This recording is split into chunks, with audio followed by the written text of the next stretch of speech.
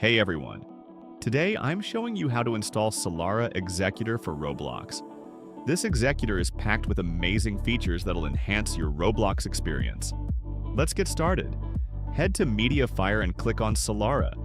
You'll be taken to the Solara page. Now click the download button. After downloading completes, move the archive file to your desktop. This makes it easier to work with. Now double-click the archive to open it. Drag all the contents from inside the archive into a folder on your desktop. You'll be greeted with a password input field asking you to enter the password. Type in the password 2026. Once you've entered the password, the archive will extract. After extraction is complete, open the folder you just extracted. Inside, you'll find the Solara executable file.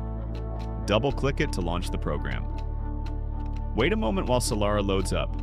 Give it a few seconds to get everything ready. Perfect. Solara has opened successfully. Now jump into your Roblox game.